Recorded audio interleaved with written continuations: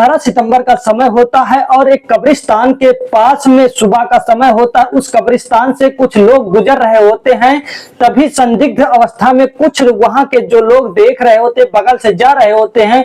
कुछ लोगों ने देखा समझा, कुछ लोगों ने नहीं समझा। जो समझा वहीं पर रुक गया, जो नहीं समझा वो आगे बढ़ जाता है। और उसके बाद जब उसके उस कब्रिस्तान के पास जाता है जो संदिग्ध अवस्था में पड़ी थी, वहां पर कुछ अलग दिख रहा होता है। वो लोग जाते हैं वहां पर, देखते हैं तो वहां पर एक लाश पड़ी होती है संदिग्ध अवस्था में। और उस लाश को ये नहीं पता था कि वो कहाँ की लाश है, किसकी लाश है। और उसके बाद में वहां पर बहुत सारे लोग जो है वहां पर रुक जाते हैं, वहां पर देखने लगते हैं कि क्या हो रहा है। और उसके बाद में वहां पर पुलिस प्रशासन को फोन किया जाता है। पुलिस प्रशासन आती है, आने के बाद में सबसे पहले आती है, वो उस लाश को कब्जे में करती है। वहां पर एक मोबाइल होता है, मोबाइल में 112 डायल होता है। और उसके बाद में वहां पर जब देखा जाता है तो ये भी शक किया जाता है कि जब मोबाइल पर 112 डायल किया जाता है तब वहां पर अगर बात हुई होगी इससे, तब उसके बाद में वहां पर रिकॉर्डिंग भी पाया जाता है, रिकॉर्डिंग भी की जाती है। और उसके बाद में पहले तो ये किया जाता है ये लाश किसकी है किसकी नहीं है। और उसके बाद में एक रिकॉर्डिंग भी ली जाती है। रिकॉर्डिंग लेने के बाद ये पता चलता है कि इनकी है लाश। और उसके बाद में ये खुलासा होता है कि इसकी क्यों मौत हुई, किस लिए इसे मारा गया। आपको बता दें कि इसकी मौत के जरिए पता चलता है कि ये योगेश की लाश है। और वहां पर पास के एक गांव बेठा गांव के रहने वाले योगेश की उनकी लाश है, पेंटर का काम किया करते थे। और उसके बाद में ये पता लगाया जाता है कि ये कैसे यहाँ पर आया। और उसके बाद में ये पता लगाते लगाते वहां पर संदिग्ध अवस्था में पुलिस जो है सीसीटीवी कैमरा, और उसके बाद में वहां से कड़ी कड़ी जोड़ती चली जाती है। कड़ी कड़ी जोड़ने के बाद ये पता चलता है कि शोभा राम जो है वहां पर किराएदार मतलब किराना स्टोर का जो है काम करते हैं। एक दुकान है वहीं पर किराना स्टोर है और उसी पर रहते हैं और वहां पर अपना जीवन यापन करते हैं। और उनके 3 बच्चे हैं, एक लड़की है और 2 लड़के हैं। 2 लड़कों का नाम होता है गौरव और कपिल, और लड़की का नाम होता है स्वाति। स्वाति जो रहती है वो एक लड़के से जो उनके बगल में सैलून चलाता रहता है, वो उससे प्रेम प्रसंग था। उसका नाम रहता, उस लड़के का नाम रहता मनोज। और स्वाति जो रहती दोनों प्रेम प्रसंग में रहते हैं। सोशल मीडिया की बात माने तो इन दोनों के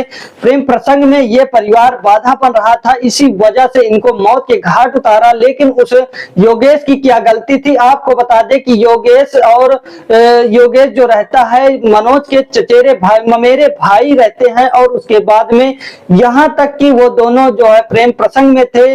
और उसके बाद में उसका जो स्वाति का भाई रहता है गौरव जो है इन दोनों के बारे में जानता है, तो मनोज को मारता पीटता है। और उसके बाद में मनोज वहां जो किराना वो अपना सैलून की दुकान थी, किराना स्टोर था, वहां से अलग कर लेता है। लेकिन इन दोनों को मिलने के लिए नहीं रुकते हैं। और ये जो मनोज रहता है, मनोज क्या करता है, नींद की गोली स्वाति को दे देती थी और वो खाने में मिला देती थी। और जब इधर सो जाते थे तो स्वाति जो रहती वो अपने बॉयफ्रेंड को यानी मनोज को अपने छत पर बुलाती थी और वहां पर दोनों 2-2 3-3 घंटे वहीं पर अपना साथ में रहते थे, बातचीत करते थे और अपना प्रेम प्रसंग जो करना था वो करते थे। और उसके बाद सुबह होती है, चले जाते हैं। लेकिन ऐसा करते करते बहुत कुछ दिन बीतते हैं कि ये खुलासा भी हो जाता है। और उसके बाद जब खुलासा हो जाता है फिर वही बात होती है, मारपीट होता है, समझौता होता है।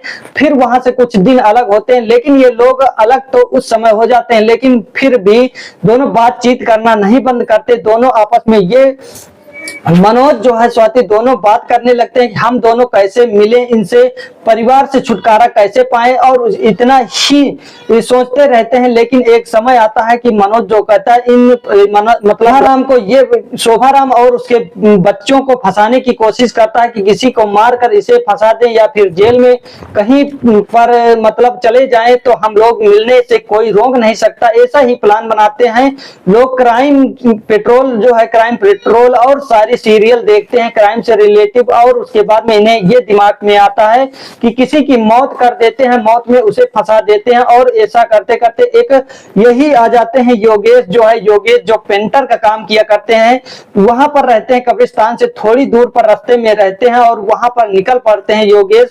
तो उससे पूछते हैं, दो लोग होते हैं, आपको बता दे कि मनोज के साथ में दो लोग होते हैं। बाद में उन दोनों लोग उससे पूछते कहाँ जा रहे हो, और वो कहता है योगेश कि हम जा रहे हैं, पैसा लगा है 1000 रुपए, उसी से लाने जाते हैं और उसका रास्ता देखने लगते हैं। और जब वो लौट कर आता तो उससे कहते हैं चलिए हम लोग दारू पीते हैं। दारू के बहाने उसे बुला लाते हैं, दारू खरीदते हैं, दारू पिलाते हैं उस योगेश को, और 3 लोग रहते हैं। मनोज और मनोज का दोस्त भी वहां पर रहता है। तीनों लोग जब मतलब योगेश रहता है, उसके शराब में नींद की गोली मिला देते हैं। नींद की गोली मिलाने के बाद जब उसे चढ़ जाती है, नींद आने लगती है, तो उसे उठाकर ले जाते हैं उस कब्रिस्तान के पास में, उसे मारते हैं, पीटते हैं और उसकी मौत हो जाती है। और उसके बाद उसे वहीं पर छोड़कर चले जाते हैं।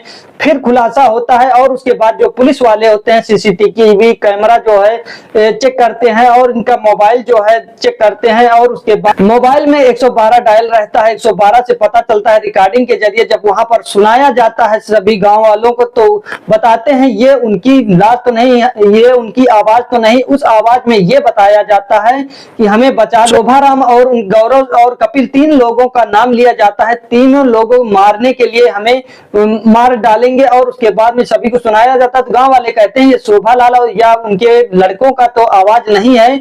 और उसके बाद में सब चीज करते कि इनसे दोनों किसी लड़ाई थी, इस एंगल से देख रहे होते हैं। लेकिन उसके बाद में ये पता चलता है कि स्वाति का और उस मनोज का प्रेम प्रसंग चल रहा है। तब उनको हिरासत में लेते हैं और लेने के बाद में दोनों को हिरासत में लेने के बाद में क्या करती है पुलिस, जब कड़ाई से पूछती है तो मनोज जो रहता है सारी सच्चाई उगल देता है। और उसके बाद में पुलिस को पूरी हकीकत बताने के बाद में पुलिस दोनों को जेल में कैद कर लेती है। मतलब अपने हिसाब से जो कार्यवाही करनी होती है वो करती है। और उसके बाद में जो लाश होती है उसे पोस्टमार्टम के लिए भेज दिया जाता है। और उसके बाद में ये कार्यवाही की जाती है। ये है उत्तर प्रदेश के मुरादाबाद पाकड़ गांव की घटना है। और इसके बारे में आप लोग क्या कहना चाहते हैं मनोज और स्वाति के बारे में, कमेंट में अपनी राय साझा जरूर कर सकते हैं। ये वीडियो किसी के दिल दुखाने या लज्जित परेशान करने के लिए नहीं, लोगों को सचेत और जागरूकता के लिए वीडियो बनाई गई।